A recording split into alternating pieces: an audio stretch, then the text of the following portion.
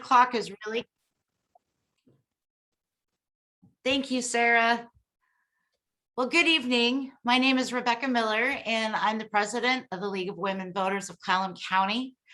LWV is a national, nonpartisan, nonprofit organization whose purpose is to promote the informed and active participation of all citizens in government.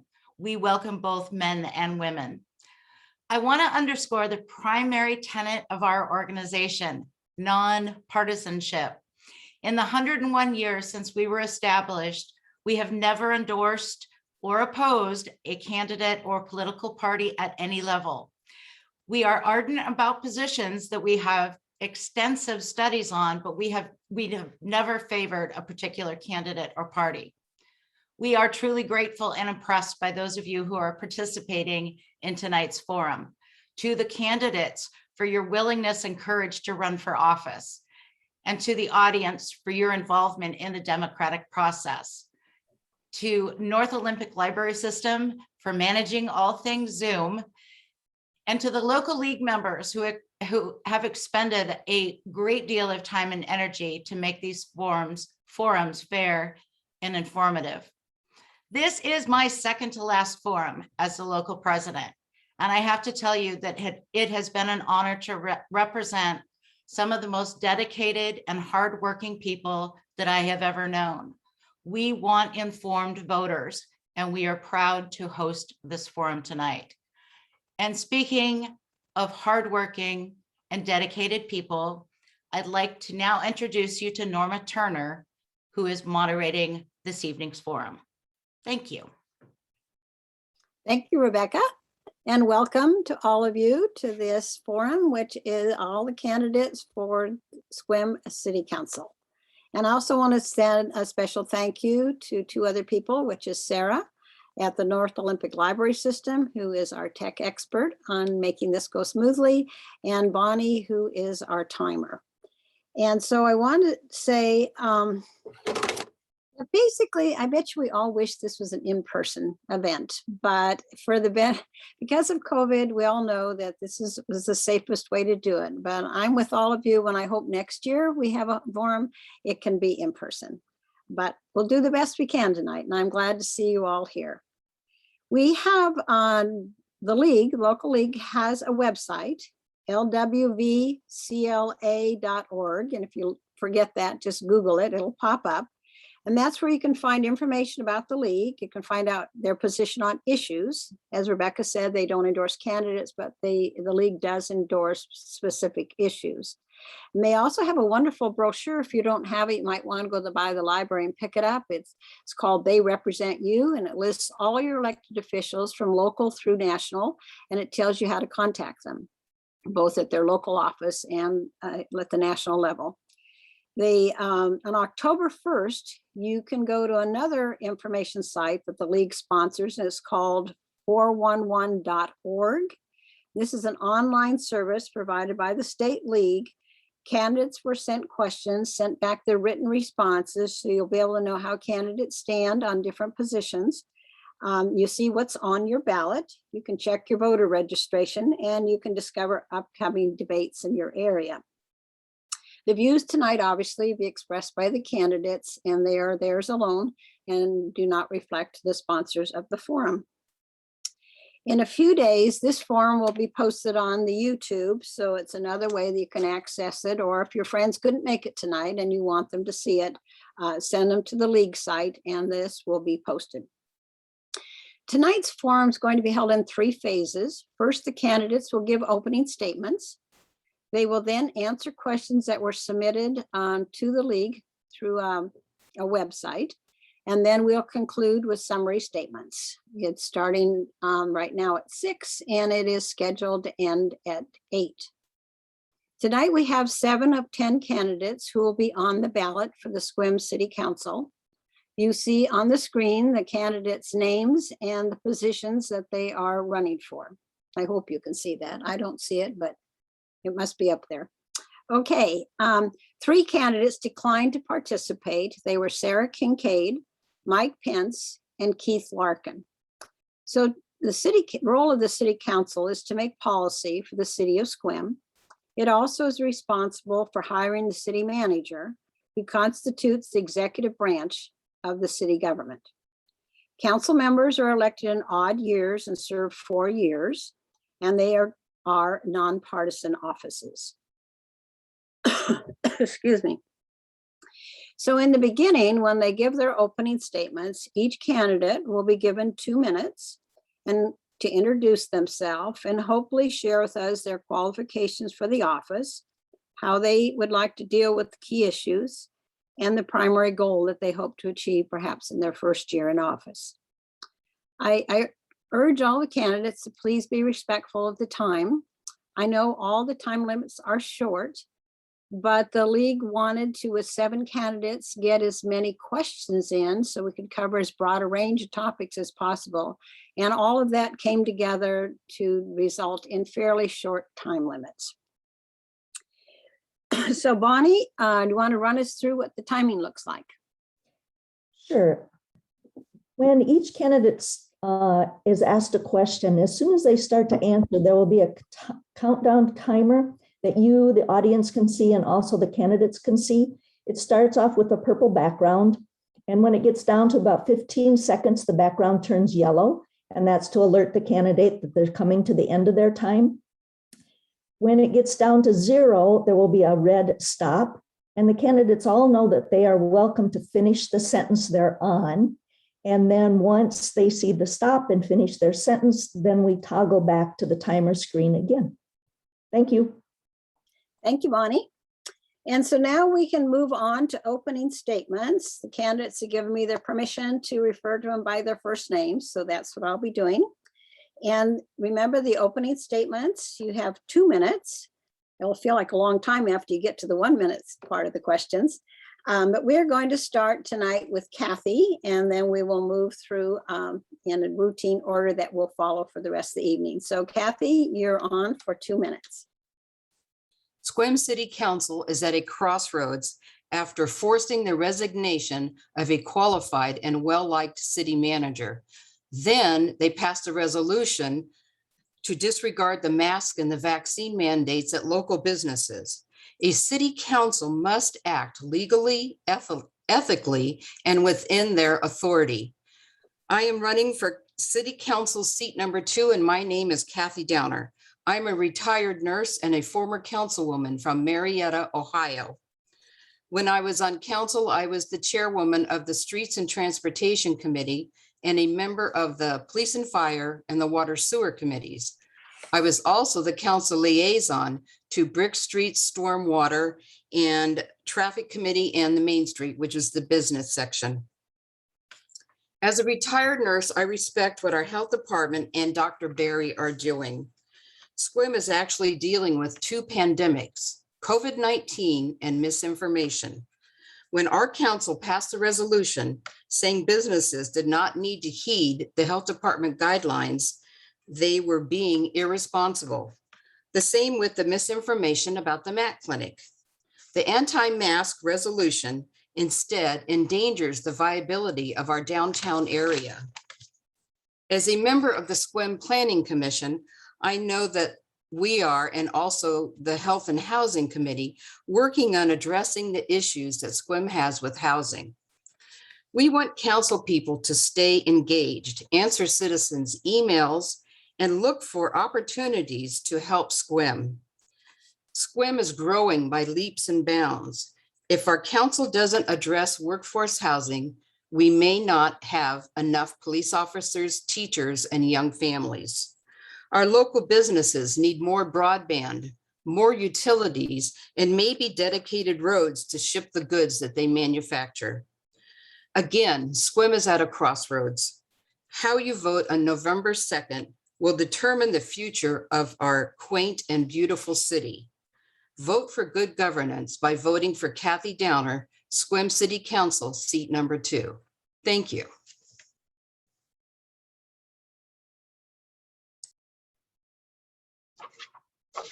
Norma, you're muted.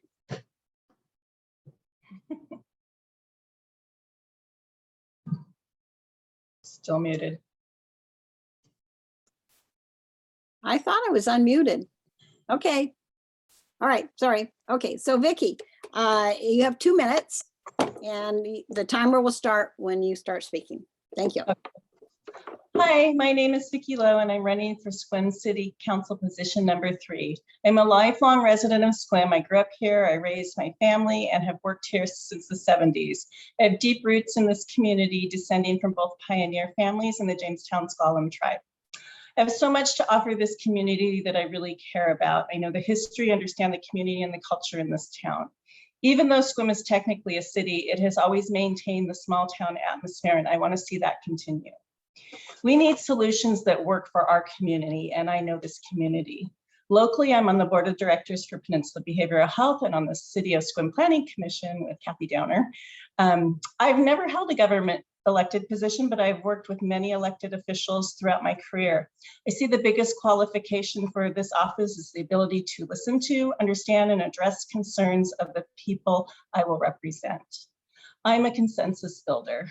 I have worked with both tribal and state governments for many years, and I have experience working with appropriations and grants and following federal and state rules and regulations around funding.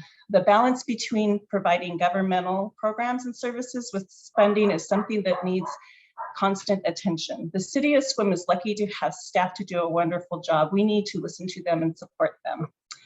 I have a professional track record of successfully implementing statewide programs identified to address complex health delivery issues. I intend to bring that ability to issues in our community and understand the problems and issues and work collectively to find solutions that address the root causes and minimize impacts to our community. Problems are rarely solved with one change. I'm not gonna lie, these last 2 years in this community have been very tough. The divisiveness and disinformation need to be cleared away so we can get to the work of addressing the needs of the whole community. We heal by understanding and taking care of each other. Thank you. Thank you, Vicky. So next up, Rachel, you have 2 minutes for your opening statement. All right, thank you so much. I do not see a timer, so I will start one on my tablet. Anyway, so I'm Rachel Anderson. I have lived in Sequim practically my whole life, and I'm now raising my family here, my 3 kiddos. I've been married for 11 years today, and I went to Sequim schools, Grey Wolf and Helen Haller. I went to Sequim Middle School, Sequim High School, and graduated. I also have an associate's in business administration and an associate's in accounting. I have volunteered in the community for about 5 years. I've worked with Head Start. I'm currently serving as the Head Start Policy Council Chairperson. I also serve on the Olympic Community Action Programs Board of Directors. I'm also a Sequim Education Foundation board member. And most recently, I am also the Sequim Farmers and Artisans Market Interim Board President. I was appointed to Sequim City Council back in February, so I have almost 8 months of that type of leadership under my belt, and it still is a learning curve, but through my role on City Council, I've been able to receive my certificate of municipal leadership and my advanced certificate of municipal leadership. And my priorities are affordable housing and mental health advocacy with some business sustainability and economic development in there too. And I would really like to see council being more actively responsive and actively listening to citizens and working with staff effectively and creating a much healthier work environment. So thank you so much. Thank you. You did well not seeing the timer. Okay, next we have Daryl, and you also have 2 minutes for your opening statement. All right. My introduction and qualifications. My name is Daryl Ness. I'm retired and married to my high school sweetheart of 44 years. I've worked hard my entire life. I've been a paper boy, a dishwasher, gas station attendant, mechanic, tow truck driver, manager before I was hired by BNSF Railroad, where I was employed for 37 years. I was then offered a chief operating officer position at Peninsula Terminal Railroad, where I spent 4 years. So I have 13 years of experience working union craft positions, and I spent 28 years in management. In my first management position at BNSF, I was a teacher of the quality process. In my final years as an executive, I was responsible for between 2,000 and 4,000 employees. My operating budgets exceeded $200 million, and I have approved capital projects that also exceeded $200 million. One strong quality of mine is my ability to find the right people needed to assist in project management. It takes a combination of the right people with the right skill set. I'm a good listener. I learn quickly from those that I meet. The other question was, how do I intend to deal with key issues confronting my area of responsibility? I'm open-minded. I plan to share thoughts with the entire city council. Our success will be based on how well we work as a team, how well we work as a community. Strong relationships with local businesses are critical to the future of Sequim. What's the primary goal I hope to accomplish the first year in office? My goal is to gain respect from those I represent, be approachable, and communicate to the best of my ability. I'll work as a team to manage, select goals and initiatives for the future of Sequim. I funded my own campaign mainly because I want to represent just the people of Sequim. That's it. Thank you. So next we have Brandon, and you have 2 minutes for your opening statement. Okay, I just want to thank the League of Women Voters for putting this on. Sequim is a great community, but we're in the midst of change. And I believe that the dedication and involvement that I have shown to this position will continue to be a key asset to the city. My family we moved here in 1999, and I graduated from Sequim High School in 2003. I served in the United States Army as a military police soldier, including a tour in Iraq with the 101st Airborne. And I currently work for the Clallam County Sheriff's Department as a control technician in the jail. My qualifications, I serve on both the Sequim Planning Commission and Clallam County Sheriff's Advisory Board prior to being elected to the council in 2018. And during my time on the council, I have served on the Finance Committee, I've been the council liaison to the Planning Commission, and I've served as an alternate to the Clallam County Transit Board. I have an AA with a focus on criminal justice and a bachelor's in political science. And along with Rachel, I have both my Certificate of Municipal Leadership and Advanced Municipal Leadership Award from AWC. Yeah, I intend to deal with the key issues that arrive by being proactive and not reactive, which I've been saying for quite some time now. I'm open to all input, not just those opinions I may agree with. I'm committed to remaining nonpartisan and working strategically to benefit the city. And I will continue to operate in a transparent manner to reduce the thought of backroom deals and work with all members of the council, city staff, and other NGOs and the public to find the best results. I have many goals, people said housing, workforce, that I'd like to accomplish, but I think the main thing that I would like to, if re-elected, would be to bring the community back after these years of turmoil. It's a team effort, and I really can't do it alone. I plan to do my part as a councilor by ensuring a smooth transition of the new city manager, helping to guide the city out of COVID. Okay, thank you, open Brandon. dialogue. Okay, sorry to cut you off there. Okay, so next we have Patrick, and you have 2 minutes for your opening statement.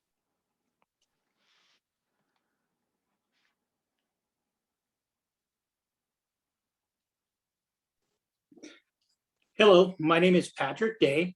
I'm born here in Washington to my parents who were in the military.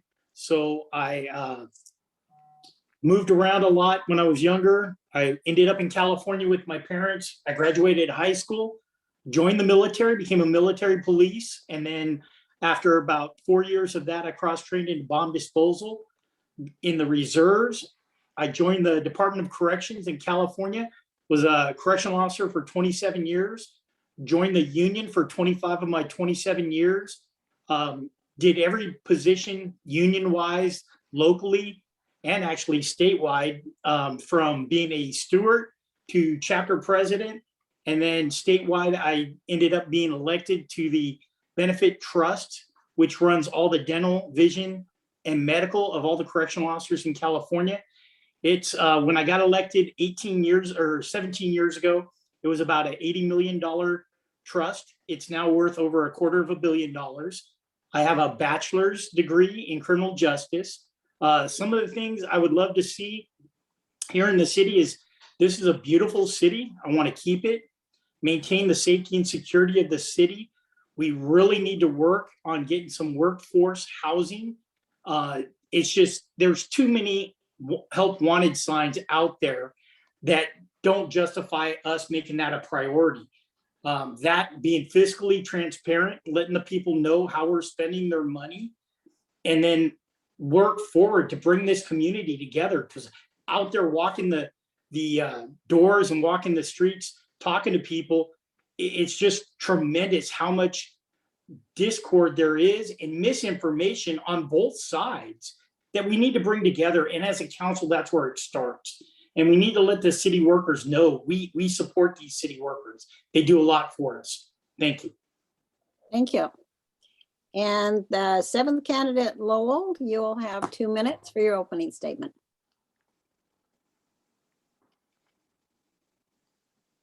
You're muted.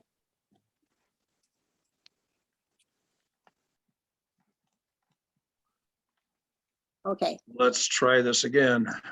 we'll start. Hello, my name is Lowell Rathbun and I am running for the Sequim City Council. I'm a Montana native. I've spent 25 years in the Pacific Northwest, 4 of them in Sequim. I earned an engineering degree the hard way as I worked my way up through the ranks of the high-tech industry, starting as an assembler and retiring as a senior design engineer in 2013. I did all of this while raising a family. I have not forgotten what it's like to be a struggling worker and a parent.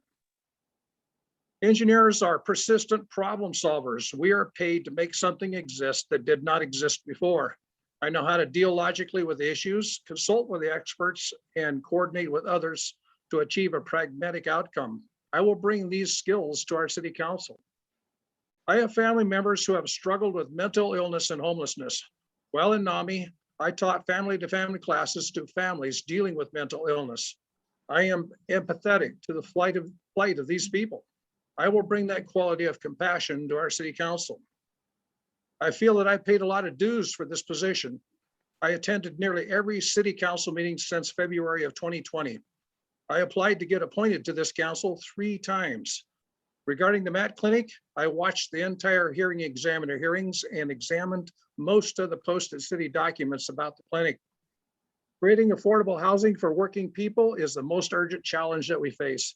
In order to find cost reductions, I intend to study and understand the cost of housing, including fees, building codes, land costs, the price of building materials, labor, and financing costs. I've already contacted area realtors and intend to contact area developers to understand where they're coming from. Promises are cheap, but in our first year, I would like to see a project application approved to provide housing for our working people. One of the goals of a compassionate government is to provide human services for our neighbors who are in need. I want to get a better understanding of what is happening here in this town. Among other things, I intend to contact. Oh, sorry. All right. Well, you all did a great job answering those questions and staying within the timeline. We're rolling ahead and we'll get lots of other things going. So now we're on to phase 2. And phase 2 is when there are questions that have been posed by the public, sent in by email to the league. Sometimes there were more than one question about a topic, and they have been combined. So some of the questions may feel a little long. I will apologize ahead of time of that. And I also, again, apologize that you're going to have some complex questions. You only get 1 minute, but it'll allow us to cover a lot of topics. So it probably will not surprise you that the first 3 questions that we'll be raising, it involves recent council decisions. We will then move to some more generalized questions. So Vicky, you're going to, in our rotation system, Vicky will be the first one up to answer question 1, and we'll then go through the rotation as you just saw it. So the question is this: Sequim Small Business Rapid Relief Grant Program, developed by Charlie Bush and city staff, received an AWC Municipal Excellence Award. It is not clear why Charlie Bush was asked to resign. It's costing over $200,000 to remove and replace him. If you're an incumbent, please explain your vote on this firing. If you're a challenger, share your thoughts on this action. So Vicky, you're up first and you have 1 minute. Thank you. I'm still wondering why Charlie Bush was asked to resign. He was an excellent city manager. This is costing our city a lot of money during, a pandemic. So I would appreciate more transparency. And on city council, I think that I would like to have less executive sessions. I think there are certain things that are meant for executive sessions, but the discussions, we need to know why. The people who we're representing need to know why we make decisions, and there are so many who don't. So I would just like to have clarity. I protested to retain Charlie Bush, and I know that he was one of the top 5 city managers in the state. So that we don't know why he really left is a problem, and I'd like to see it clarified. Thank you. So the second person up now for the same question is Rachel. You have 1 minute, Rachel. You're okay. There we go. Okay. So unfortunately, I wasn't on council at the time of that vote. And as an incumbent, I can't say how I did vote since I wasn't on council, but I would have voted to keep him. And yeah, there wasn't a whole lot of transparency surrounding the issue. And so a lot of us still don't know why he was asked to resign. Sure would be nice to know. I think one of the challenges of current council is there isn't as much transparency, and as people that are elected or appointed to represent their constituents, it kind of feels like constituents are owed an answer as to why such an important decision was made. I think I answered all parts of the question. Awesome. Thank you. Thank you. Okay, and next, Daryl, you're up for 1 minute for the same question. I also wasn't on city council, so don't have a lot of inside information. I can tell you this, as a manager for a large corporation, the only one that can make an issue like that transparent is the person that's dismissed. And I know he had the opportunity to do that. So I don't know the insides, and I don't understand what happened because we weren't able to get that information. But my experience tells me that something had to have happened, or there certainly would have been more of a payout, or there would have been transparency.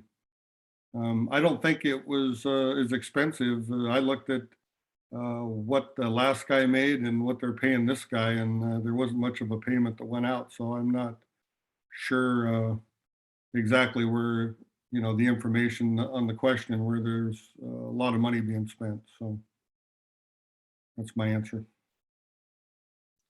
Thank you. Okay, and Brandon, same question for 1 minute. This is a tough one for me because I, being on the council at the time, I'm privy to the information on why he was dismissed. But I want to say that I was the counselor that moved to pull this out of executive session for just that reason of transparency. Regardless of what type of government, whether council manager or council mayor form of government, Charlie did great things for the city. We had our disagreements on policy, but that's the way of politics. But in the end, we were both cordial, both professional in it. And I think if there was a reason needed to be made out in public for the person that's running the day-to-day operations of the city, I think the citizens deserve to know why he was let go. Okay, thank you. And next is Patrick, same question for 1 minute. As being the chairman of a trust and having to let people go, I've also been in the position to have members or displaced citizens ask you why. Usually when you end up letting someone go, they have a choice on whether or not they want to make it private or a public hearing. And it was my understanding that Charlie chose to make his private, not public. And to me, that sends a big message. You don't hear him talking about it. The city council can't, because when you let someone go under different rules and regulations, laws, if they were to put out why, he could turn around and sue the city for libel, and then the city would be on the hook for a lot more. So there's obviously more to the story than just a simple of letting him go. But how I would have voted, I would have had to see the information. So I don't believe I truly could answer that question fairly to the person that asked it. Thank you. Thank you. Okay, and Lowell, same question, 1 minute. I was really disappointed when Charlie Bush was fired. The little bit of research that I have done showed that when he was hired, he got positive reviews during all of his reviews by the city council. His salary was raised. Charlie Bush established the Sequim Health and Housing Collaborative that delivers human services. Charlie Bush was a guy that stood out in the cold, spent an overnight in the cold to figure out and experience what it's like to be homeless. The budgets of this city were balanced under his leadership. I just was disappointed. I demonstrated against his dismissal. I'm really disappointed that he was fired. Okay, thank you. And Kathy, for same question, 1 minute.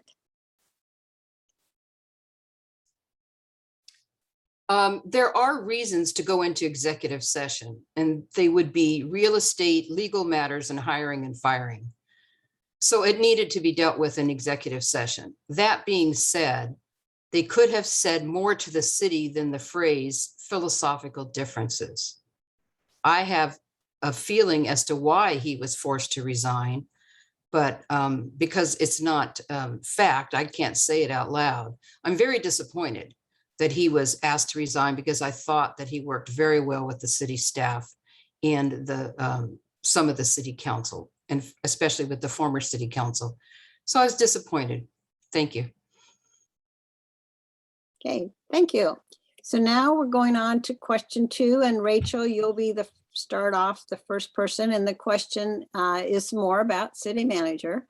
The question is, do you agree with the decision to hire a city manager who had been under investigation and admitted he sent emails to coworkers that were, quote, unprofessional and inappropriate, unquote? And do you think the hiring of the new city manager should have been delayed until after the election? So Rachel, you have 1 minute. Could you repeat the second part of the question, please? Sure. And do you believe the hiring of the new city manager should have been delayed until the new council is in place?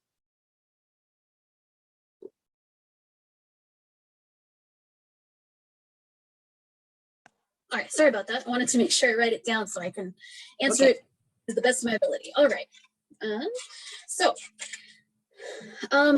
I, as most know, during the recent council meeting, I had voted for Charisse or Mr. Hewish, and I saw it as a lot of citizens were very concerned about the sexual harassment allegations, but the information that we had been given was that it was investigated, and they were made to be, or not made to be, they were false allegations, basically. The information we were given, I admit, did look unprofessional, but in his resume, he talked a lot about how he wanted to, or has learned a lot from that. And I do believe that the hiring should have been delayed until until after the election. Okay. Thank you. Thank you. So if people wonder why I'm holding my fingers up, is because Rachel doesn't have the capacity on her on whatever device she's using to see the timer. So I'm just giving her a 10-second warning if you wonder what's going on. Okay, thank you. Really And appreciate so it. Daryl, you're next. Same question, 1 minute. Yeah, I haven't researched the city managers. The only thing that I had a chance to review was how the 2 votes went. So I don't know that I can actually respond to the question adequately because I haven't done the research on the city manager. So I'm sorry. Do you want to address the second half of the question about whether or not the decision should have been delayed? I looked at a vote, and if I remember right, there was a 6-1 vote was what I remember reading, which sounds like they were pretty solid on a decision. So I don't know that I would have held up. Thank you. Okay, and next is Brandon. Yes, just to start off on how I voted during that city manager search. The first round, I did vote for Charisse and for Mr. Lassard from Texas. And then the second round between Mr. Hewish and the gentleman from Colorado. His name escapes me. I voted for that gentleman. So I did sit down, as everybody did, with each of the candidates and discuss things. And I sorry. We did talk with the recruiter and felt that he did a good job on researching that topic, but that being said, it was still a big issue. So I took that into consideration for my vote, and I probably would have wanted it to be after the new council got seated. Okay, thank you. And next is Patrick for the same question. Yes, as far as whether or not to wait, sometimes you have to look at what's best for the city at the time. And as long as they did their due diligence and were fiscally responsible with hiring, I think the hiring of a new city council is something that if you don't have to wait, you shouldn't. But could it have waited? Yeah, it probably could have, but I don't really see a problem with hiring because the quicker you get a new person on board, the quicker you can move forward. And as far as some of the allegations, from what I read, he was cleared of all the allegations. And unfortunately, sometimes there's allegations that get put out there for whatever reasons. But he was cleared. He did speak to him. So I think the hiring of the individual, being it was a 5-2 vote the first vote, and then a 6-1 vote the second, I think it was done well. Thank you. Thank you. And Lowell, you're next for the same question, 1 minute. I'll make my answer short and sweet. I'm not going to make any comments about our new city manager because I may be sitting on the city council and have to work with him. I think it's the business of the new city council to deal with the city manager. And on the second process, I believe the haste with which the city manager was replaced by a council that has 4 appointees on it shows a distrust of the voters. And our assistant interim city manager, Charisse Deschend, was well qualified to lead our city until after the election. Okay, thank you. And Kathy, you are the same question, 1 minute.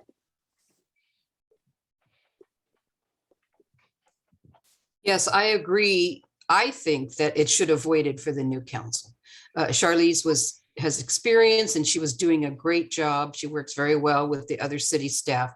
And I don't know that that was an issue, but it was the way it was handled. I don't think anybody should ever take sexual harassment lightly, whether it's a man or a woman. And for an existing council person to say, we didn't think it was anything to worry about, instead of saying it was investigated and it was found not to be anything to worry about, it actually sounds better to the public. So I think that they should have waited, and I think that sexual harassment should not be dismissed lightly.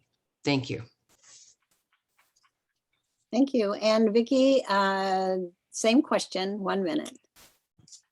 I agree that accusations are there. If there was other choices who had the same or better qualifications, I would have liked to have seen them chosen. I don't take allegations of sexual harassment lightly either, and I don't think anyone should. As to delay of hiring, if we would have delayed the hiring, what probably would have been a different choice for who the manager is. I think it's really important that those who are elected by the residents of Sequim are choosing the person who runs the day-to-day business of the city. Thank you. Okay, thank you. Well, I have to give you all kudos. You stayed within the timeline for some complex questions. So the next question, excuse me, also has to do with the recent council action. And Daryl, you'll be the first one to answer. What do you believe is the city council's role in protecting the health and welfare of its citizens, including your opinion of the council's recent resolution against a county health mandate for masks and proof of vaccination for indoor dining? So Daryl, you're up first. So the health manager for our county is the one that makes the decisions, and I believe that's where the decision's got to be. And I do understand that their resolution was not to change it, but to actually tell them that they wish they would have been more informed, from what I understand.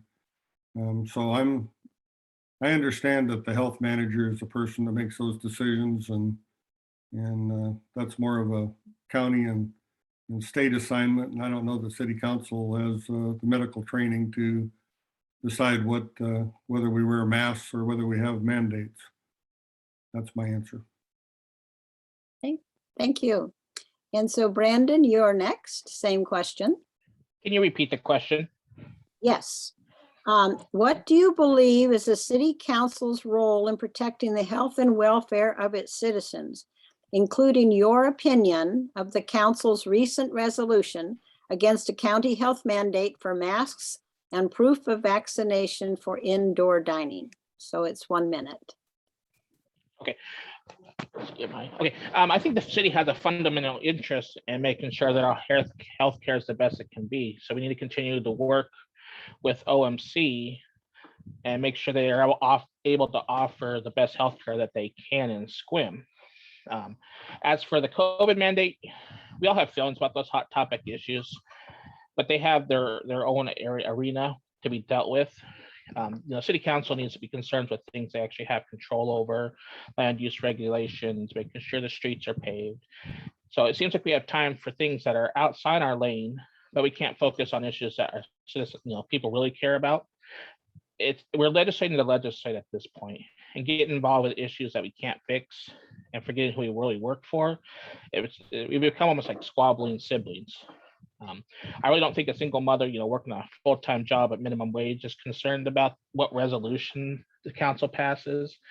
Seniors, the same thing. Does the council priorities match theirs? And I voted no on that resolution. Thank you. So next, Patrick, same question, 1 minute. Yes, as far as the resolution, I think it was more of a statement to the city or the county people that they want to be more involved in some of their decision makings, or at least have a little bit more heads up about it versus a 2-day notice. I don't think that their resolution changed anything. They didn't tell anybody to break any rules or laws. So there may have been a little bit better wording, but we're not the first city in Washington to put out a resolution of that sense. So I think it was just more of a statement of wanting to be more involved in the mandate issues, because mandates affect everybody. And when you affect everybody, you affect the jobs, you affect the restaurants and everybody else. Health and safety, priority of mine, coming from law enforcement. So definitely, I think health and safety are our priority. I just think being a little bit more involved and inclusive in it would have helped. Thank you. And Lowell, same question. First of all, the function of leaders is to unite the public. to urge people to get vaccinated, to wear masks and support the mandates so that we can get this pandemic behind us as quickly as possible. As far as the resolution is concerned, this resolution is bad policy. It contains misinformation. It encourages people to flout the law and to engage in reckless behavior. This resolution is dangerous. Sorry, I've lost my train of thought here. I think that's about all I have to say on that I can remember. Sorry. Thank you. And next is Kathy, same question. I think it is unconscionable that a city council would write a resolution like that. Unless the resolution is unanimous, it really doesn't mean anything. Instead, they should have contacted the health department and say, what can we do to help? The people react to an emergency the way their leaders react to an emergency. It's your job to model good behavior. And that being said, you need elected officials with some critical thinking skills. Thank you. Okay, and so next is Vicky, same question. As a daughter of a fire chief, public health and safety is something that has always been very important to my family. It's important, it should be important to the city council, but it is something that you need to work in partnership with the authorities on it. The resolution that was passed was inappropriate and confusing. Violating a public health order is a misdemeanor. So there was a lot of disinformation about what are your constitutional rights. It didn't help our community. We've been suffering enough, and we really need leadership that is going to lead and bring people together. The 4 members of the council that supported that really stepped out of their chain of command and didn't help our businesses. I have a lot of family who work in the restaurant business, and that proclamation made their lives difficult. Okay, thank you. And now Rachel, same question. So council's role in protecting the health and welfare of citizens, one of our top priorities as elected officials should be supporting anything that prioritizes public health. I think that, I'm vaccinated and I mask up so that I can better protect my community when I'm out and about. I have 3 kids that can't be vaccinated yet. And so my thought process of wanting to protect anybody else or everybody else, I would hope that they would reflect those values for me and my family. That's how a community comes together. And in my opinion, the mandate for proof of vaccination, we could either have everybody show proof of vaccination and have businesses stay open and people can dine in, or we could not show proof of vaccination and everybody could get sick and businesses could start shutting down left and right. I voted against the resolution and think that we should prioritize public health. Okay, forgot to tell you your 10 seconds. Okay, thank you. All right, so now the 4th question, and Brandon, you will be leading off the answers.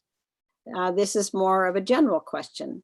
If elected, what climate actions, if any, would you support the city of Sequim take to reduce its carbon emissions and overall environmental impact? And again, it's 1 minute. So Brandon, you're first. So the city has put many ideas on climate change into action. We've installed solar on city property, such as the Civic Center, and we're working on more over at like Guy Cole. And we've worked with PUD on their charging stations in town. And we have a resource manager on staff that keeps the council pretty much informed on what the latest is on that. For me, I think it's the continued use of innovation and free market forces that can help move this forward in this.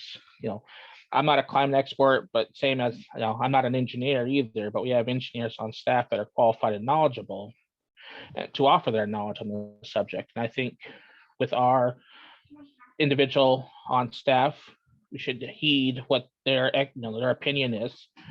And I don't think it can be done through solely by administrative means. So that's why I say make sure that innovation is free to use the free market for alternatives. Thank you. Okay, and next, Patrick, same question, 1 minute. Thank you. Climate, that's a big issue, definitely a hard issue to answer in 1 minute, especially for a city like ours. We are small, but I think by doing as much as possible and looking at different innovative ways to do stuff and partnering up with other corporations that may have some ideas that could bring businesses in that could also incorporate different methods of lowering our carbon footprint here in the city. It's just one of those things that it is a global issue, but do what we can, but we're still going to be a minimal amount of an effect, but we still need to do what we can. Thank you. And Lowell, you're next for the same question, 1 minute. Okay, climate change is an existential crisis and is largely being ignored in the city council discussions. The city has a sustainability page on its public works tab. I should point out that Port Angeles has just been denoted one of the most sustainable cities in the country. I believe Sequim should look to do the same. 3 of the 6 goals in their previous city council priorities list adopted in 2018 were adopted. These goals were to reduce waste, create resilient infrastructure, and move to solar. But climate change has dropped off the latest city council priorities. I'd like to see it come back. I propose a sub-department in the public works with at least a half a full-time person to measure our carbon footprint and find ways to reduce it. Okay, thank you. And Kathy, you're next for 1 minute, same question. I think that our city can do more to reduce our carbon footprint and our environmental impact. We can use more solar. We can replace each city light bulb with LED lights. As each city building needs a window replaced, you replace it with special glass where less heat and air conditioning escape. You can also have more hybrid vehicles for city vehicles. I don't think there's been one built yet for high-speed chases, but maybe in the future. But you do use city vehicles for other things. And you can also, we do have curbside recycling. What we need is an amnesty day for everybody just to put their junk out for 1 day and a service group to come pick it up.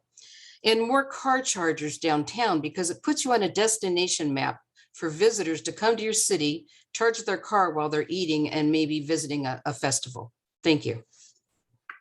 Okay, thank you. And Vicky, 1 minute and the same question. I agree that this is a big topic, but we can all do our part. And as a city, I've appreciated the move towards solar power. I'd like to be able to have affordable solar power at my own home and within the city limits. And so I think that is a partnership with the PUD that needs to happen. I just think finishing the sidewalks and making it safe to walk to places. It's sometimes scary to try and walk in town where there's a sidewalk and not a sidewalk. And I know that's something that the city's been working on pretty much for my entire life. The resource manager at the city is very smart, and I think working with her just to think about things.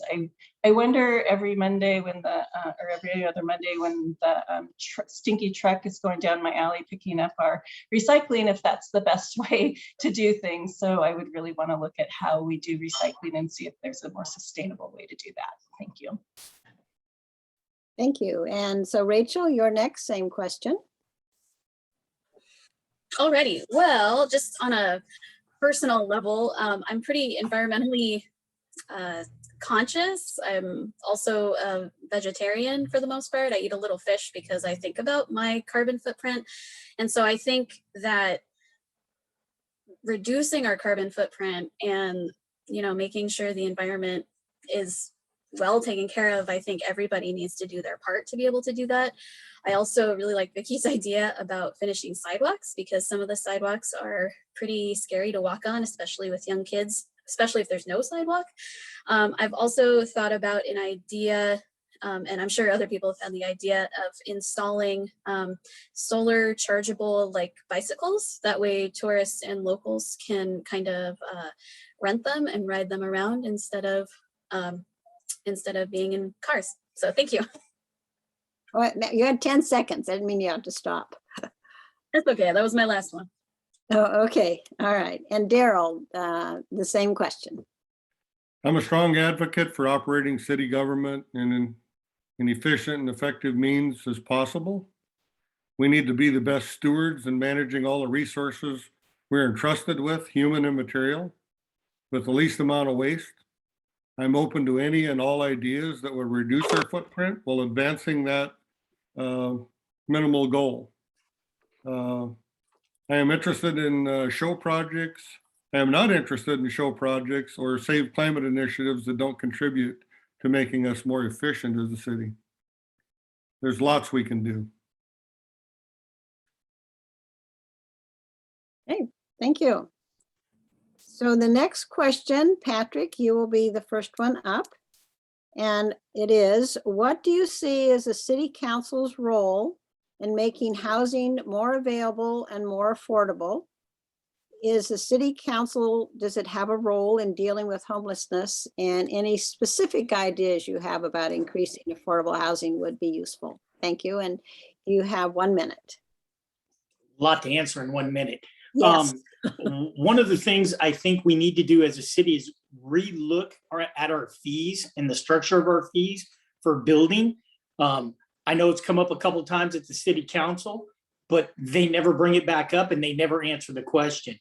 It's just amazes me that it cost us 7 times as much to hook up to sewer and water as it does Port Angeles. And I am in no shape or no hurry to model anything after Port Angeles per se, because that city is in debt to their eyeballs. And our city actually financially is very, very well sound. But the homeless issue, I think you actually have to look at the root issues, because everyone wants to say it's this or it's that. Every homeless issue is going to be specific to the individual, whether it be a mental health issue, a chemical substance abuse issue, or just a plain fact that they're homeless. So we need to look at each individual as a simple case. Thank you. Thank you, Patrick. And Lowell, you're up next for the same question.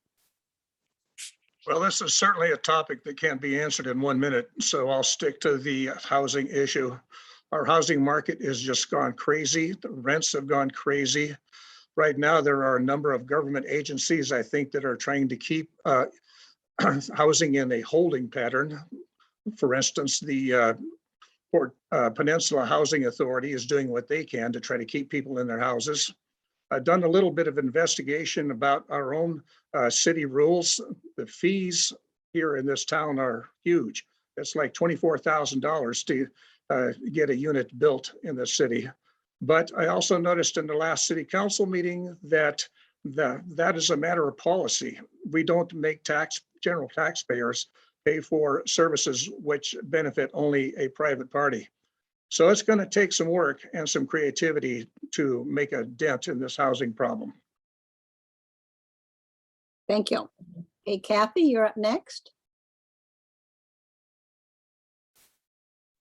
Housing or lack of is not really an issue for city council, but city council should have the goal of working with the county and the state and the federal people on getting grants for housing. And I did talk about workforce housing a little bit in my opening statement. So let me talk about homelessness. Lack of housing and homelessness are two completely different subjects with two completely different root causes and two completely different solutions. People do not choose to be homeless. Being homeless is not contagious. They need wraparound services. You cannot just put a homeless person in an empty apartment building. You have to find out why they're homeless. Where is their family? Do they need mental health help? Do they need to get their GED? Do they need job training? There's so many different things as for homelessness. And I don't know of any city that has solved homelessness problems without collaborating with a larger authority. Thank you. Thank you. Okay, and Vicky, you're up next. Same question. Thank you. It really, what a city council can do is work on growth management and make sure that, the developments that we're seeing built, that we're getting some multifamily buildings in there, and also working in partnership with all the other people in the county and neighboring cities who are working on this issue, being present. The Sequim Health and Housing Rehab Collaborative has done a good job and has come up with a lot of great recommendations.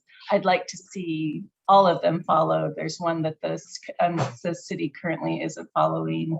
And then again, yes, homelessness is a completely different issue, and it does involve that effort of figuring out what the person needs and finding wraparound services. We did learn in Sequim that women over 70 are one of the growing populations of homelessness.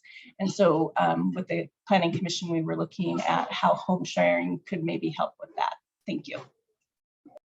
Thank you. Okay, and Rachel, you're next, and I'll put, are you still not be able to see the timer?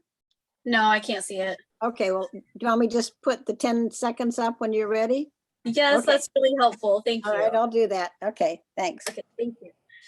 All right, so council's role in housing, all council can really do is do their best to build up partnerships with other local agencies or state or federal agencies that can help with building housing.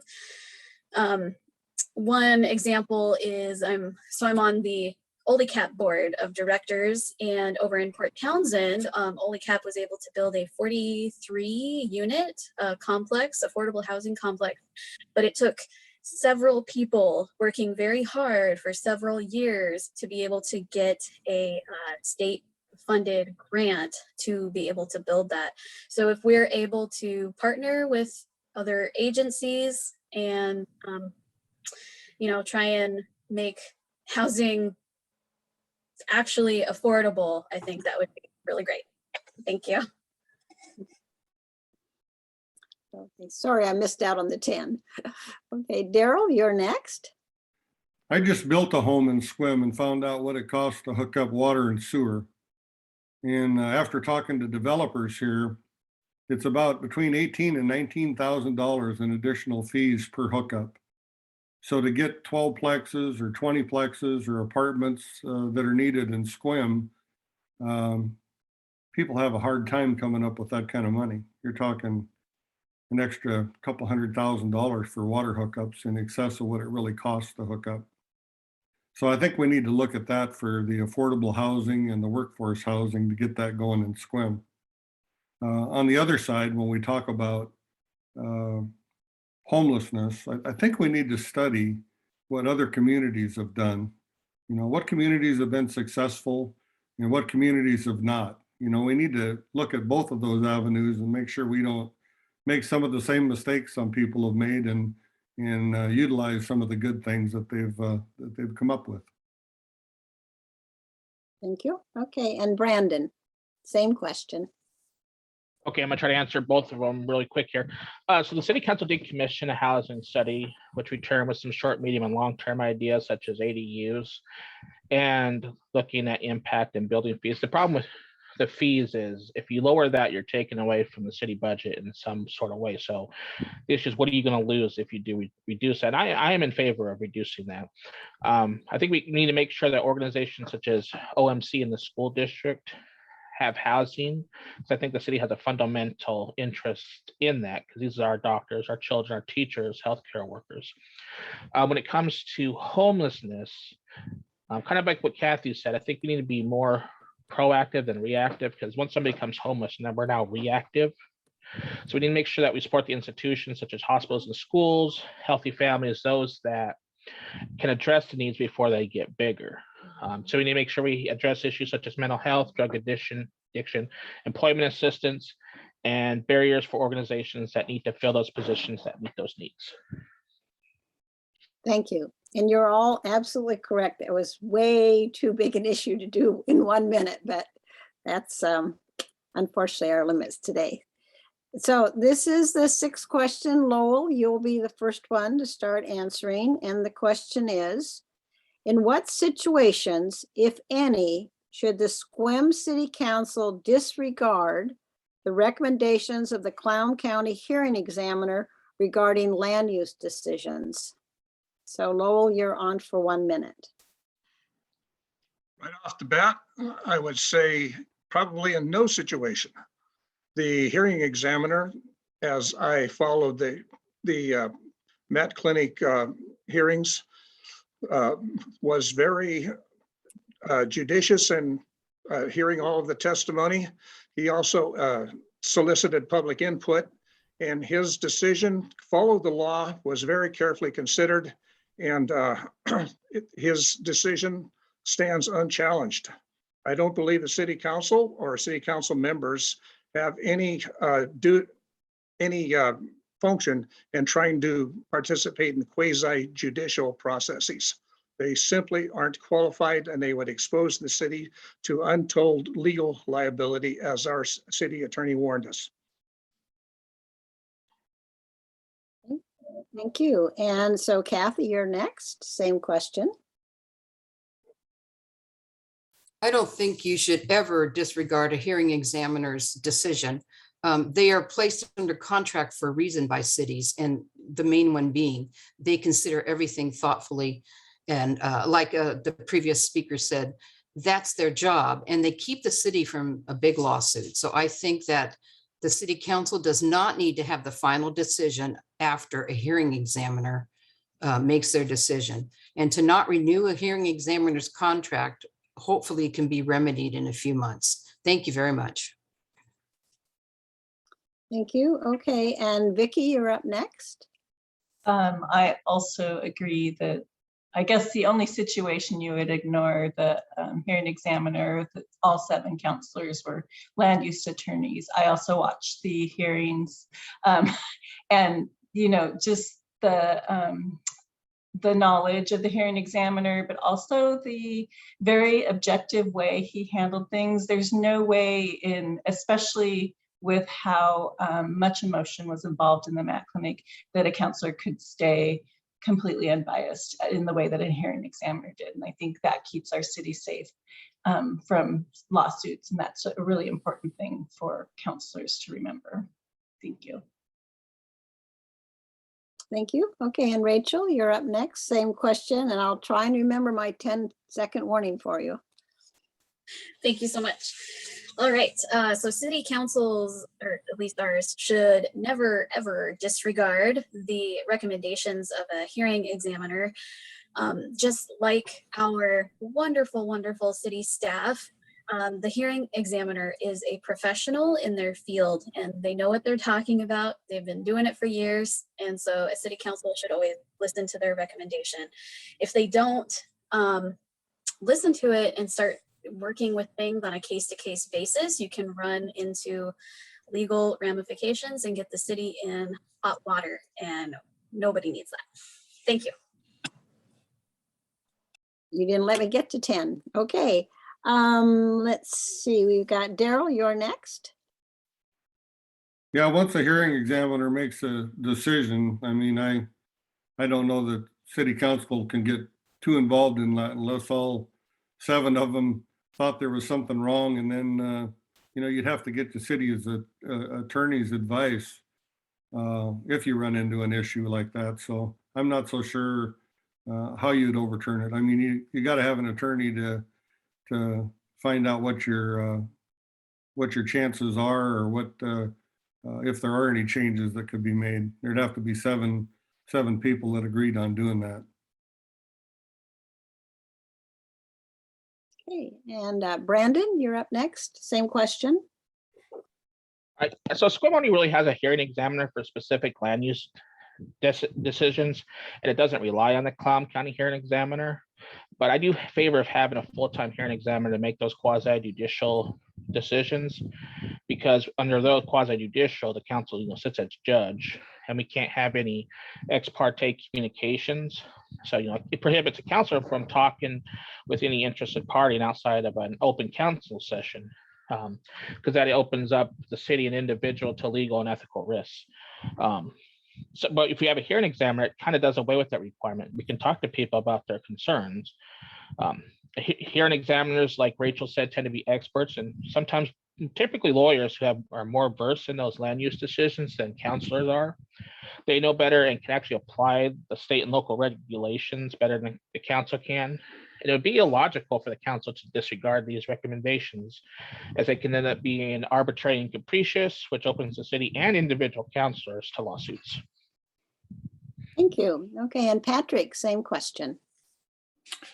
Yes, coming from a law enforcement background, I tend to agree with everybody, but I will not say I would never do something, because sometimes there may be some factors out there that involve other things. Come to find out that hearing official may have undue bias for some reason. So to blatantly say you would never oppose it, you would need all these city council members to do it.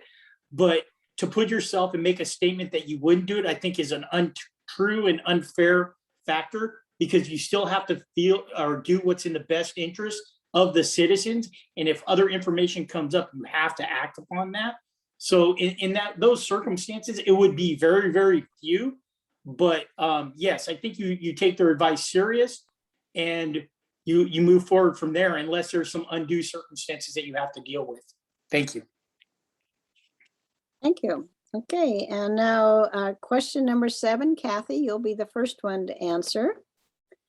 So please share with us a unique trait that you will bring to the table that will set you apart from your other city council members, and or a life experience.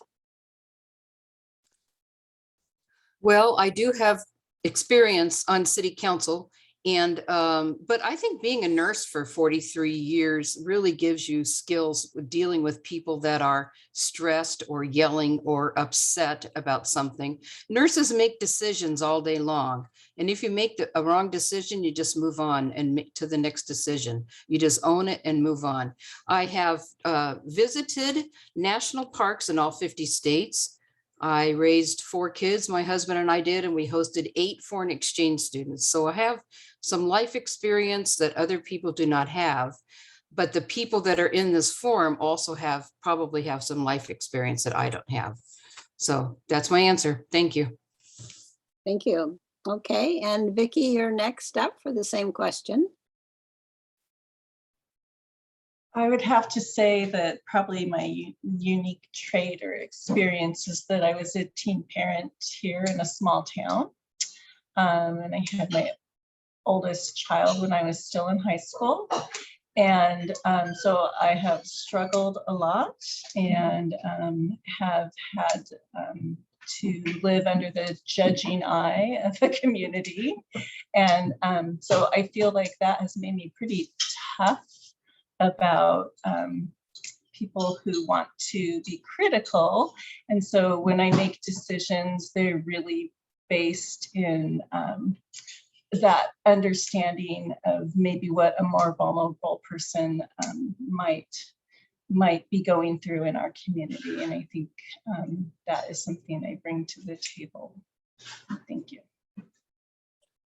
Thank you. Okay, and next, Rachel. Same question.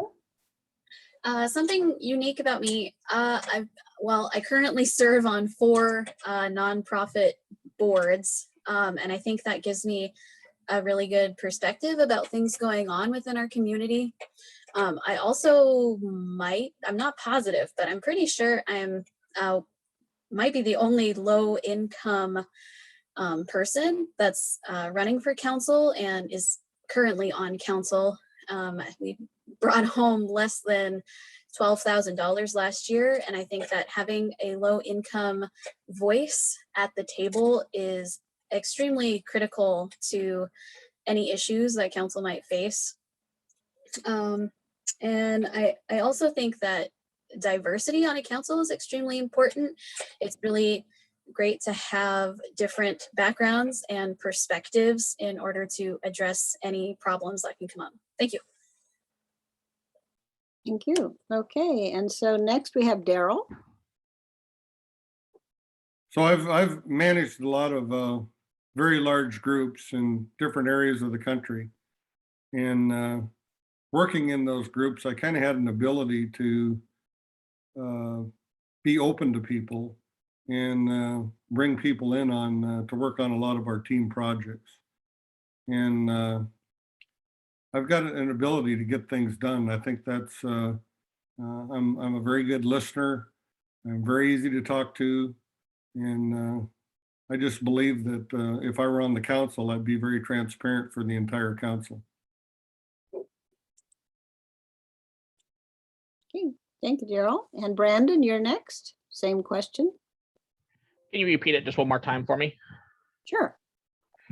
What unique trait will you bring to the table that will set you apart from your other city council members and or a life experience?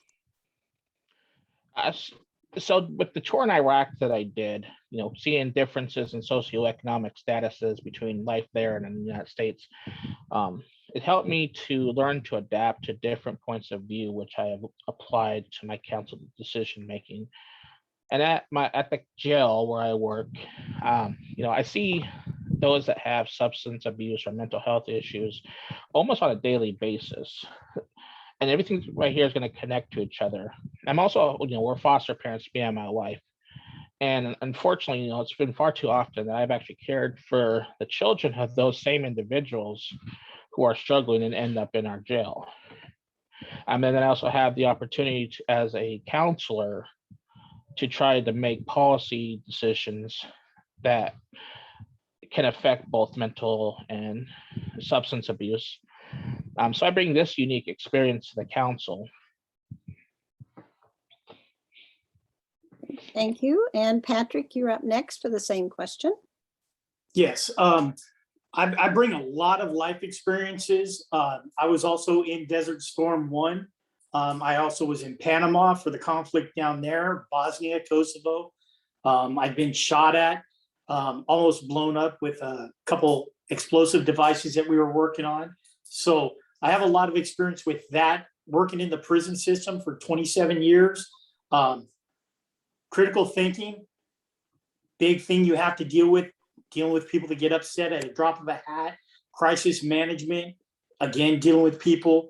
Open-minded, being able to listen to everybody, take everything in, but at one point, you have to do what's in the best interest of everybody. Not maybe what is your first thought of doing it, but what's in the best interest of everybody. And then my manager experience with running the benefit trust and dealing with a budget of $250 million. I have a lot to offer this community and the council. Thank you. Thank you. Okay, and Lowell, the same question. Well, the question of what makes you unique from other candidates and board members is, I don't know the other board members, so how would I know what is unique? However, I'm getting older, and as I get older, it seems like I look out on the world and I start seeing and looking into other people's lives and wondering what's going on. I look at the lady across from me in the dentist's office and wondering, does she have a good place to live? I stopped and talked to a homeless person at Safeway. She had just had a little unhealthy puppy dog and found out that she had lost her housing because her mate had died. And so I find myself more and more just wondering what kind of suffering other people are going through and what I can do to help make their lives a little better. Thank you. So the next question, Vicky, you'll be the first one up. And it's, what partnerships do you envision to help bring new business into Sequim? And how will you balance the needs of both small and large businesses? That is a big question too. Yeah, I know. I just, there are, there's the economic development. I can't think of the C right now, but, they're working on those things, and I know that the city participates with them. And I think, you know, we need both small business and big business. There's a good balance. The big businesses, I worked at Safeway when I was younger, bring good paying jobs to our city. But I know that there are a lot of small businesses that need support. And so I think that it's just finding a balance, making sure that fees support both types of businesses. And also, I know that we need to work on broadband in order to bring more businesses here so we can have steady year-round businesses that are not like grocery stores. Thank you. Sorry, that wasn't very eloquent. Thank you. Okay, and Rachel, you're next. Same question. All right. So personally, I feel like during the dark times of the pandemic, it's really important for us to focus on keeping and sustaining and maintaining the businesses we have now.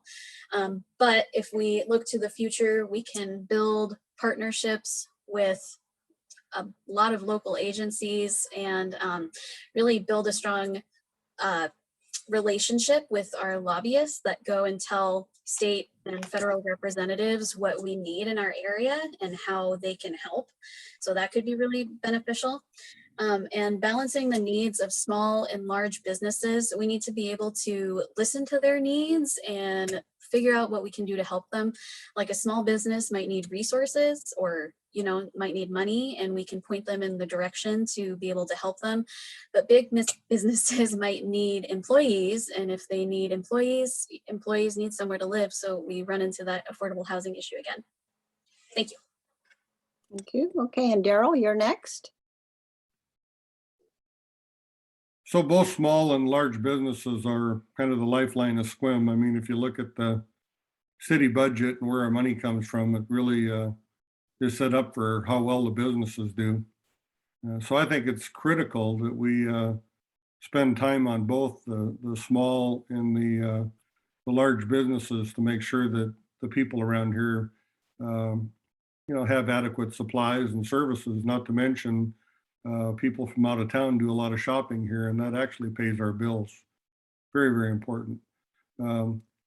Kathy also brought up, you know, we need some better internet here. We've got a lot of people that could probably work from home that might not be able to just because they don't have the proper internet.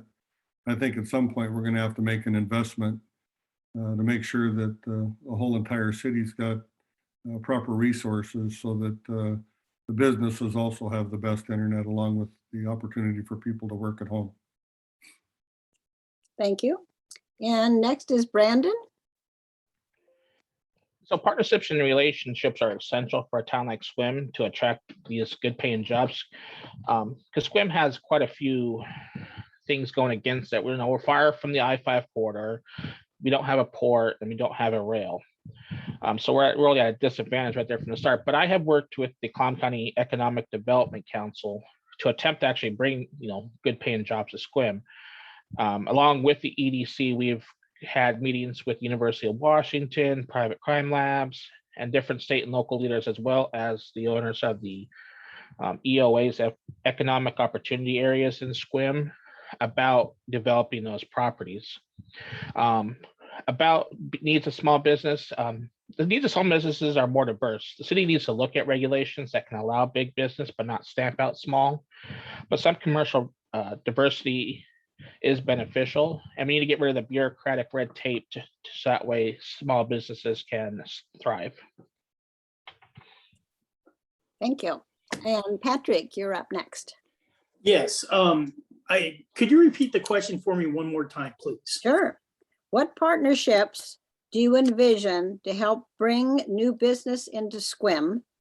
Meanwhile, how do you balance the needs of both small and large businesses?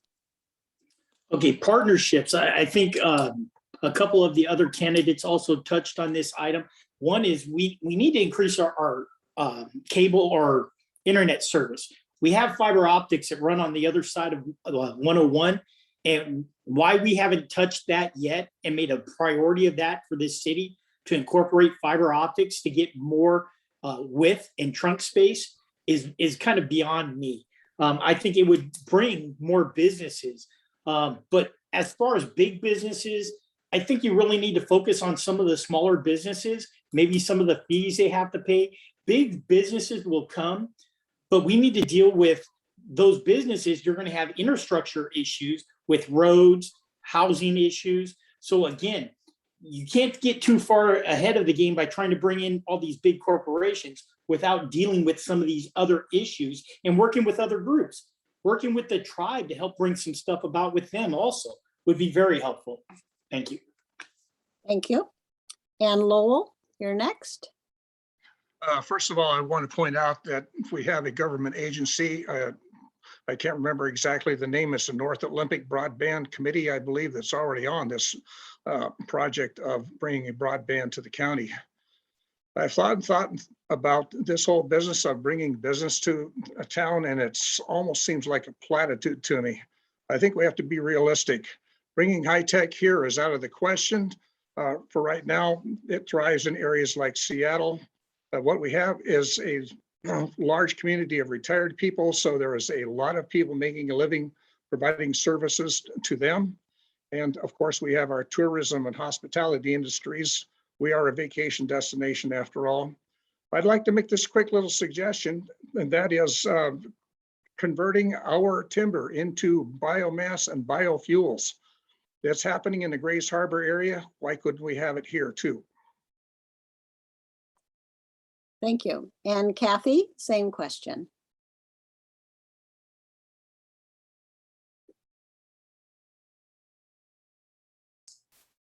Okay, I'm thinking that other people have said we need better broadband, better dedicated roads for truck routes, things like that. A way to get people's manufactured goods out of town. We do not have a railroad running through town or a river for barges, but we do have 101, but it takes a while to get to a major highway. What we need to do is you contact a business that is looking to relocate and ask them what they need. And they'll say, well, do you think you have 20 people in town that know how to do welding? Now, this is hypothetical. I'm just making this up. So you contact Peninsula College and you say, can you train 20 people to be welders? Can somebody house these 20 people? Can the company maybe apprentice these people or pay them enough to get them through their training so that they can work? And ask the company to hire as many local people as they can. And that's one way of doing that. And we do not need to reduce any regulations to get companies to move here. We have environmental regulations for a reason. Thank you. Oh, sorry. It's It okay. says stop. You guys have just been incredible in terms of not running over your time. So, okay, Rachel, you'll be the first one up, and I think this will probably be the final question. If you are elected, how will you promote trust and civility between council members and within the community of Sequim, or the citizens of Sequim? And do you want me to give you a notice when you have 20 seconds left? I think 10 is okay. Okay, I you're just next. have to write it down. Okay, All right. So I was appointed in February, and I feel like I've been doing a pretty good job of promoting trust and civility. I actively listen to all my constituents, people that email me. I treat them respectfully, and I always want to listen to everybody. I also try to be as transparent as I possibly can. For things like executive sessions, I can't talk about things in there, but for other things, if you ask me a question, I will most likely be able to answer you. And if I don't have an answer, I can find one. So I think that being able to walk the walk and talk the talk is really important. Being able to respect other council members is really important, and listening to what they have to say. And yeah, having a positive attitude, I think, is really helpful. And showing citizens I really want to listen to them and support them and do everything I can for our community. Thank you. thank you. Okay, and next, Daryl, same question. Can you repeat that question? I think there was 3 parts. Sure. If you are elected, how will you promote trust and civility between council members and also within the Sequim community, the citizens of Sequim? One of the things I talked about when I introduced myself was I really think that once you're on the council, that a lot of the issues that you work on, you should remain neutral, and that you ought to listen to the people that you represent. And there's a lot of people out there with different opinions, and you've got to take into account what people are saying and try to talk to the council as a neutral and not have an opinion. If you're neutral and you communicate with the council in the best way you can, I think the trust between the group will become a better council. And I think that's what's needed. I think we've got to figure out better avenues also to communicate with the public. When you have a special vote or something special going on, we've got to figure out a better way to communicate. And I think we can do that. Thank you. Okay, and Brandon, you're next. Same question. The way to promote trust and civility between the council members is to ensure everybody's voice is equal and every opinion is heard when it comes to decision making. They need to be done in a transparent manner, and we need to trust each other to do the right thing and not behind the scenes. Be civil towards one another. We're not going to agree on all the times, but it's really kind of how we behave afterwards too. And the same applies to building trust with the community. Transparency is key, and nothing degrades trust in government more than doing things in secret. That's why I have a newsletter that I put out after every council meeting that details council actions and my thoughts and comments on topics that affect the community. Keep things in open session as much as possible. The firing of the city manager is one example. The person leads the whole entire city, and the public deserves to know why someone would be terminated. Okay, thank you. And Patrick, you're up next. Same question. Thank you. I think it starts out with the city council. You have to show trust and integrity, honesty, and integrity amongst them. It's pretty bad when you get on the Zoom meeting for city council, and I understand people have a different of opinion, but you'll have city council members roll their eyes, scoff, stomp out of the picture when they get mad because things don't go their way. And unfortunately, I believe they have that right, but that's not how you show civility to the public. Because in fact, I believe everyone has that right, because that's what I fought for when I joined the military. Not only do we have to protect the citizens based on our own regulations, rules, the Constitution of Washington, and the Constitution of the United States, people have choices. We have to respect that. Unfortunately, as city council members, sometimes we have to make those hard choices and do what's in the best interest of the city and their citizens, even if there are certain ones that don't believe so. Thank you. Thank you. Okay, and so next we have Lowell. Well, I have a few suggestions. The first one is, let's refrain from character assassination.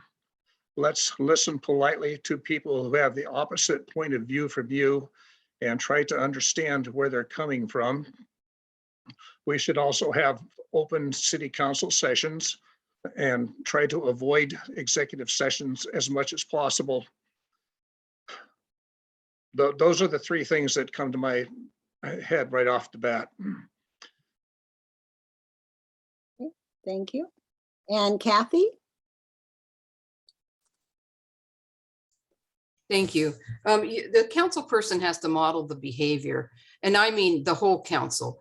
You don't need to limit this public speakers to 10 people. That is your job as a council person, to listen to people. So you limit them to 2 minutes apiece and let more people speak, because like I said, that is your job.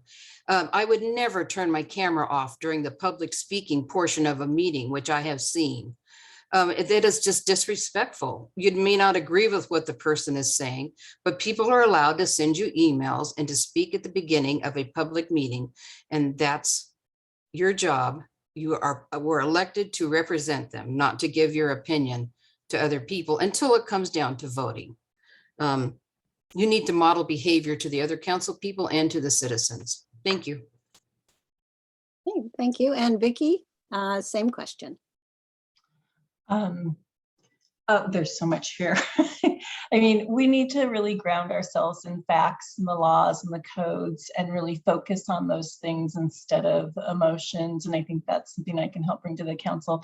I agree about the public comments. I've sat on many commissions and boards, and I think the public comments are the most important part of the job and having a meeting. And we need to be listening. I take notes, follow up, those kinds of things. I see Brandon and Rachel have gone on and gotten certification and studied more about how to be a good council member. And I think I plan on doing that. And I think that's really important.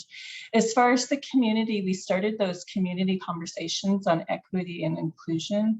And I'd like to see us get back to them. They were well received by the community members. And we laid out a path of what we can do based on the recommendations from the 2 events we were able to have. And so I would definitely want to see those happen and continue. Thank you. Hey, thank you. Well, as I say, kudos to all of you. We've made it through 9 questions and you all stuck within the timelines. So we're doing just fine and we're ready to move on to phase 3. And as you know, remember phase 3 is when you all make your summary comments. And unlike your opening comment, which was 2 minutes, your summary comment is 1 minute. And we're going to do this in the reverse order. So because Lowell was at the end, he's going to be at the beginning this time.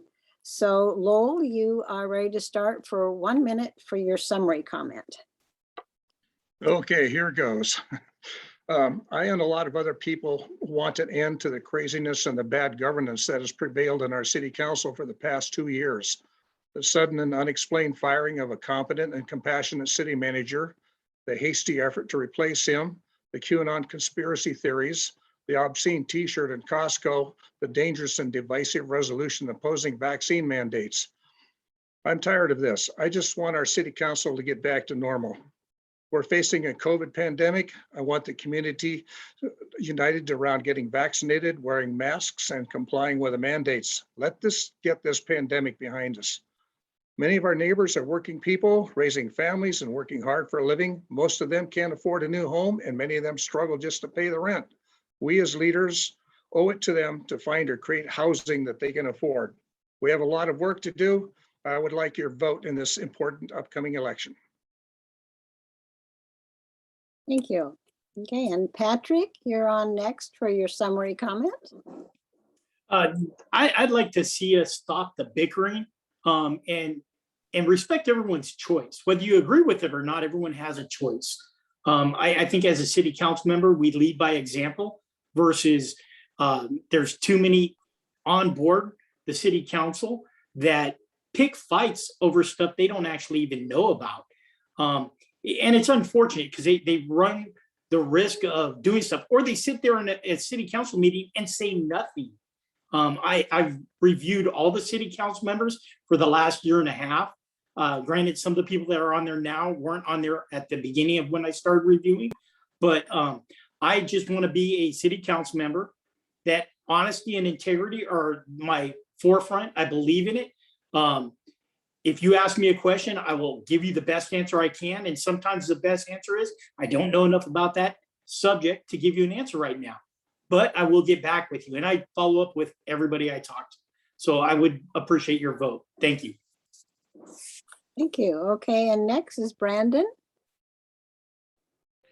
Oh, yeah. So as I mentioned in my opening statement, Sequim is a great community, but we're in the midst of change. So we need responsive leadership to navigate that challenge. And I've not been swayed by partisan politics because council members must be nonpartisan. And I'm committed to a city government that's efficient, effective, responsible, and transparent. So Sequim will have a choice this election. Do we continue down the same path that we are on? Or do we choose someone who has over the last 4 years not been afraid to go against the grain, stand up for what is right, and show leadership in many times of strife? So I ask for your vote on November 2nd and encourage you to contact me either via email, through Facebook, or phone. Thank you, and thank you to the League of Women Voters for putting this on. Thank you. And Daryl, you're up next. Well, first of all, I want to thank all the candidates that are running because, I mean, I'm finding out it takes a lot of courage to run for office. So appreciate what everyone's doing. Sequim is a quality of life that's found in the friendliness and openness of the people, as well as the laid-back lifestyle. My wife and I experienced this the first time we visited here. This quality of life must be preserved in light of all the threats we have, such as homelessness and drug use. Public safety is job number one for city government. We need to feel safe and we need to support our community. We need to also support the fire department, the hospital, and I also encourage some way to get some 24-hour services for a hospital, whether that's an urgent care or something here in Sequim.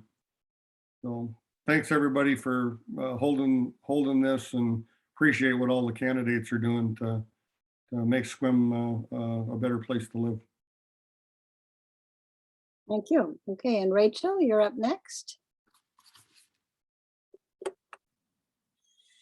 All right, so I think it's really important that low-income people and young families have a seat at the table. We're not just a city of retired people. We also have low-income and young families that are really struggling, especially during the pandemic. I would like to prioritize public safety, inclusiveness, and diversity, especially want to prioritize affordable housing, small business sustainability, and economic development. I think it would be nice to be able to find compromises and find solutions for common goals. It's important to be respectful and actively listen as a council member. We need to do everything that we can as council members to support city staff, since they do everything to run the day-to-day of the city. We need to make informed decisions for the majority of people, not the vocal minority, and role model coming together and finding common ground, role modeling safe spaces for honest and open conversation. Thank you. Thank you. Okay, and next is Vicky.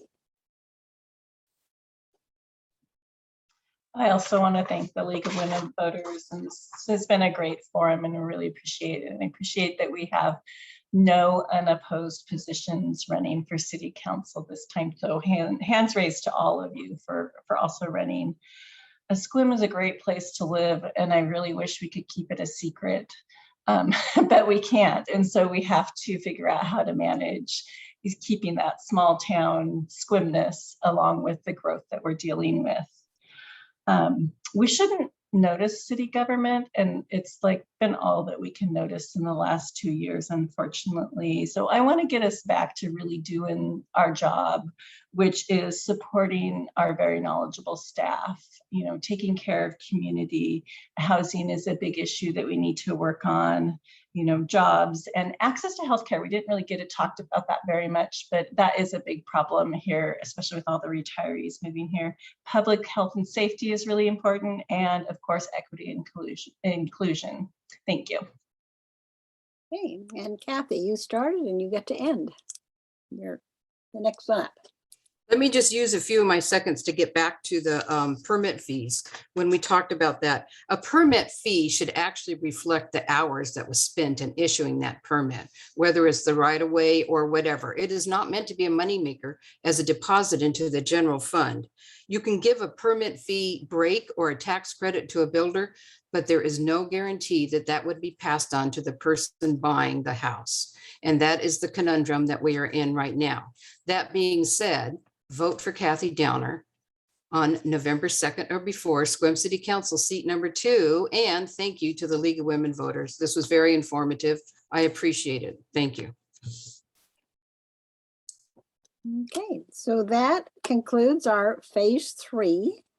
And so I want at this time to do a special shout out to Bonnie for being such a wonderful timer, and for Sarah. And we'll do this at the North Olympic Library's system for doing all this great tech stuff. I also really want to very sincerely thank all of you tonight. You know, you are the core of democracy. You stepped up and put your name on the ballot. And as somebody said, it's not an easy road to be a candidate. So I really appreciate that you're there and that you're willing to participate and willing to, you know, answer all these questions in this wonderful, civil and complete way. And again, I apologize that you had such tight little timelines, these big convoluted questions and this little tiny timeline, but you all just did wonderfully. In fact, we're going to end a little bit early because you're all so compliant in doing the timelines. I also want to give a special shout out and thanks to all those folks who signed in to listen to this campaign. That's another incredibly important part of democracy, is having firsthand knowledge of who the candidates are, what do they stand for.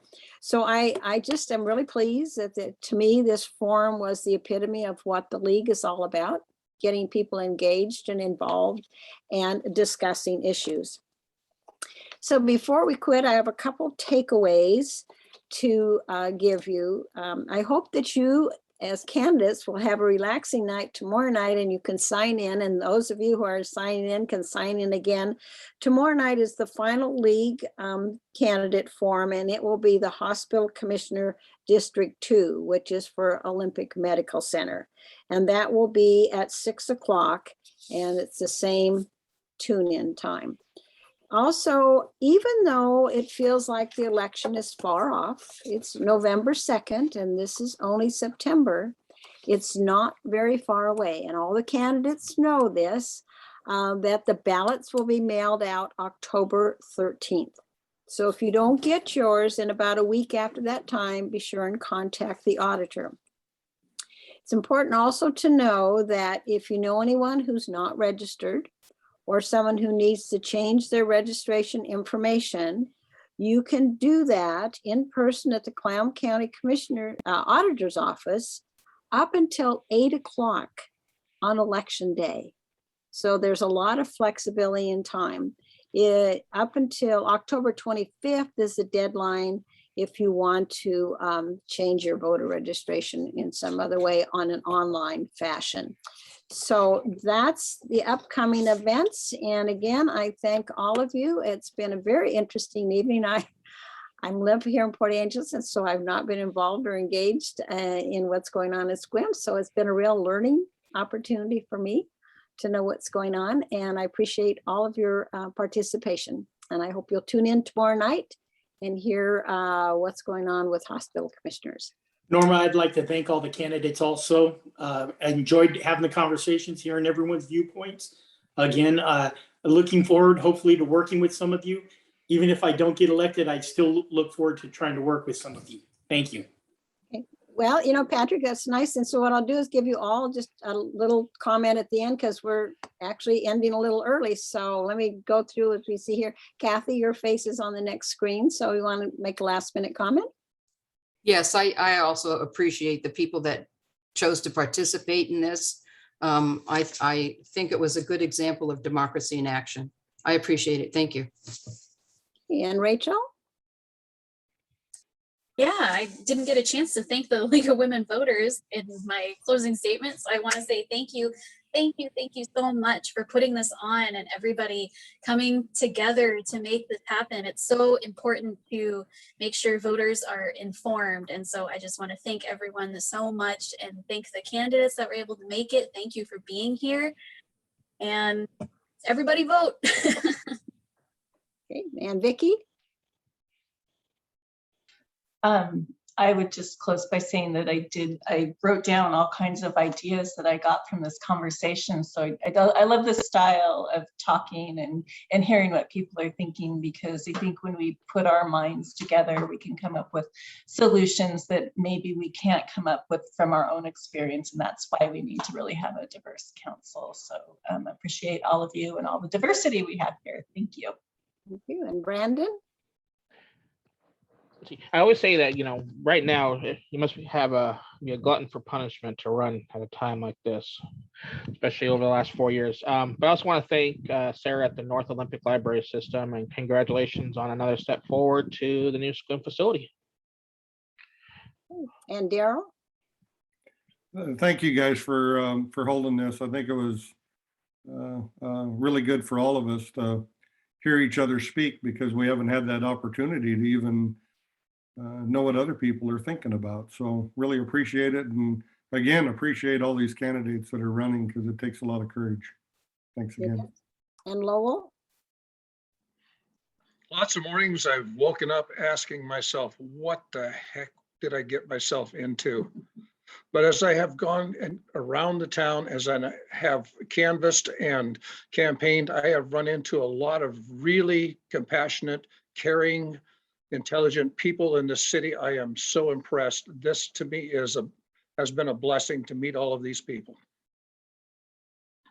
Okay, well, thank you all. And as far as I can tell, we are at the end of our evening. Thanks for all participating, and I hope we'll see you again tomorrow night. And so with that, we have ended our forum.